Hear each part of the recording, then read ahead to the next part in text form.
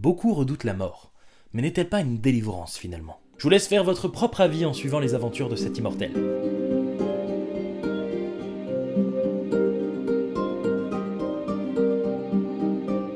L'histoire commence en nous présentant Cludia, une jeune apprentie chevalière qui se fait virer de l'ordre dès les premières pages. Mais la raison est clairement choquante, elle mange trop. Et oui, Sacha n'est pas la seule à voler dans la réserve. Bon, en vrai, il y a d'autres raisons, mais je vous laisse les découvrir par vous-même. Peu après, alors qu'elle erre en dehors de la ville, elle tombe sur un vieillard à deux doigts de se faire étriper. Dans un acte d'héroïsme, elle sauve le vieux, ou du moins elle essaye puisqu'il se fait décapiter. Mais il ressuscite et pour la remercier, et aussi parce qu'elle ressemble à son ex, il décide de l'aider en trouvant un traitement pour sa maladie. Souci, il est amnésique. En effet, il a vécu des siècles et les choses ont fait que sa mémoire est verrouillée. Pour la rendre réaccessible, il va falloir trouver les clés qu'il a cachées dans le monde entier. Sauf que beaucoup de temps s'est écoulé, et ça risque pas d'être une partie de plaisir. Bref, dans ce titre, on suit Cludia et Ramen l'immortel, et vous comprendrez pourquoi Ramen en lisant l'œuvre. Et justement, cette œuvre c'est Gilgamesh, le premier tome vient juste de sortir aux éditions Koyohan. D'ailleurs, si vous souhaitez en savoir plus sur cette édition, je vous invite à regarder cette interview, elle est en description normalement. Vous l'avez compris avec le titre, c'est un webtoon fait en format papier, ça se fait de plus en plus, et ça marche assez bien. Franchement, la couleur, personnellement, ne me dérange pas, après je suis un gros consommateur de webtoon numérique. Au niveau de l'édition, on est sur quelque chose d'assez sympathique, hein. Vous le voyez peut-être pas trop, mais il y a des superbes dorures, qui en image me donnait pas très envie, mais depuis que je l'ai dans les mains, j'en suis très content. Enfin bon, c'est bien beau, mais ce premier tome, est-ce qu'il est bien? Eh bien parlons-en. La première chose qui nous saute aux yeux avec ce titre, c'est un peu l'humour absurde qui est un petit peu partout. Personnellement, c'est pas trop dérangeant, ça m'a pas fait énormément rire, mais c'est assez subtil. On est dans une époque moyenâgeuse, est-ce que c'est un univers fantastique? Je ne sais pas vraiment, mais ça parle de magie, ça parle de dragons, ça parle d'un immortel, on n'en voit pas pour le moment, on sait pas trop si c'est des légendes ou pas. En tout cas, ça annonce du bon pour la suite, c'est vrai, en plus nos deux héros vont voyager à travers le monde, du moins c'est ce qui est annoncé, donc j'espère voir du paysage. Et justement, les personnages, parlons-en, déjà les prénoms. Je trouve ça assez sympa de voir des prénoms plutôt originaux. Bah déjà ça sonne un peu moyenâgeux, un peu fantastique, j'aime bien. Cludia, le vieux il a différents noms, Zébul, Ramen, Malthune, on sait pas trop.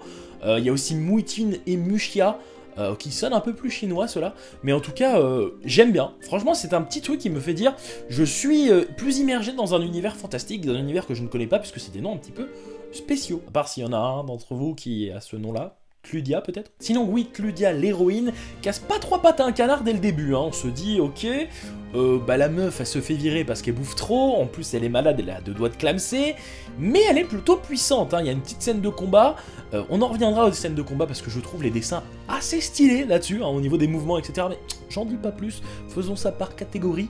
Ouais, Cludia assez forte, je ne sais pas sur qui elle va se combattre, hein, mais on sent qu'elle est entraînée. Est-ce qu'elle a des pouvoirs spéciaux ou pas? Ça m'étonnerait.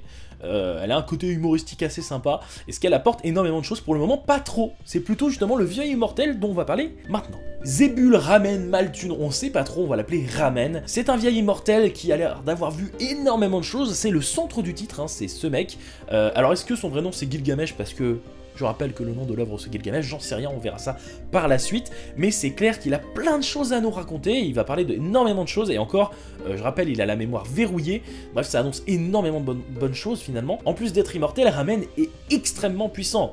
Et encore, il dit que ses compétences de combat sont verrouillées. En termes de caractère, je sais pas trop quoi penser, étant donné qu'il est un peu perché, il fait pas trop de blagues, j'ai l'impression.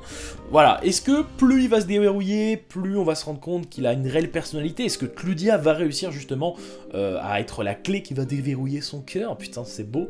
Mais c'est peut-être la fin de l'histoire aussi. Ça m'étonnerait pas parce que du coup, comme je vous l'avais dit, Cludia ressemble à son ex. Donc à voir, parce que le sex appeal de Cludia est équivalent à une huître. Donc ça serait bizarre, mais elle va peut-être évoluer elle aussi. On a aussi plusieurs personnages secondaires, par exemple, quand il nous raconte son histoire, Ramen, on parle de deux mages qui s'appellent Muitin et Mushia, et qui sont assez intéressants, je pense pas qu'on va en parler beaucoup plus par la suite, mais ça me donnait envie, franchement. En fait, je sais pas si c'était bien raconté, bien traduit ou pas, mais j'étais immergé dans l'histoire que nous raconte l'histoire. Bref, les dialogues sont bons, du moins j'ai l'impression, j'y connais pas grand-chose. Pour ce qui est des dessins, eh bien... Premier abord, c'est pas fou. Franchement, c'est pas fou. On se dit... Après, globalement, il y a des œuvres, des webtoons beaucoup plus stylés que ça. Mais en même temps, plus les pages passent, plus je me dis, ah, il y a des trucs assez sympas. Les combats, je les ai trouvés explosifs, vraiment très bons, les mouvements sont très très bien représentés. Alors il y a un style assez particulier, moi qui me plaît beaucoup. Donc vous me direz en commentaire ce que vous en pensez, mais personnellement, les combats, les déplacements, certains dessins me plaisent. Et ceux qui sont les plus réticents, vous inquiétez pas, on s'y habitue. Pour ce qui est du rythme, j'ai trouvé ça plutôt bon, hein, parce qu'à la fin, j'étais pas frustré. Ça est passé correctement, j'ai été émergé dans le titre, et à la fin, j'ai eu pas mal d'explications, on a eu un début d'histoire, on a eu une bonne introduction avec ce premier titre, et c'est rare, hein, avec les webmangas et les webtoons, souvent le premier tome peut être un petit peu trop rapide, ou nous donner pas suffisamment d'informations. Et là, franchement, ça m'a plu, j'étais à fond dedans, en plus c'est agrémenté d'un humour assez absurde, j'en ai déjà parlé, mais aussi de thématiques assez fortes, hein, la mort, le temps, hein, le gars est immortel, donc il a vécu plein de choses pas forcément joyeuses, hein, et beaucoup de choses pas joyeuses d'ailleurs. Et tout ce mélange assez bien maîtrisé fait que on reste accroché au titre, on a envie de lire la suite, on passe un très bon moment, et évidemment, la grosse accroche en plus, c'est évidemment les mystères. Hein, voilà, Ramen il sait énormément de choses, c'est verrouillé, on va apprendre énormément d'informations sur l'univers, et c'est ce que j'attends. Parce que ça m'a l'air assez bon. Conclusion, on est sur un premier tome plutôt prenant, c'est une grosse introduction, mais à la fin, on a tout dit, on est prêt au départ. Voilà, c'est assez bien construit. Après, voilà, les dessins, il faut s'y faire, même s'il y a du bon, il y a un petit peu du moins bon. Je sais pas si c'est voulu ou pas, des fois j'ai l'impression que c'est un webtoon, et d'habitude c'est du fast-food, donc on est là pour aller vite. Alors il y en a qui mettent le budget dedans, et il y en a d'autres qui font comme ça. Écoute, on s'y fait. Moi, franchement, j'ai plutôt kiffé les dessins. Les personnages jouent beaucoup. Alors, Claudia, j'ai encore du mal avec elle, mais pour ce qui est de Ramen, il est mystérieux. Et justement, c'est ce côté mystérieux qui va nous accrocher au titre, hein, tout simplement. On a envie d'avoir les révélations. On espère qu'ils vont pas trop faire durer. Après, on en a eu déjà quelques révélations, donc je pense que chaque tome va être agrémenté de son petit lot. Mais ça peut me plaire. Est-ce que ça va être long ou pas? J'en sais rien du tout. Est-ce que je me suis renseigné au préalable? Non plus. Est-ce que je suis un youtubeur de merde?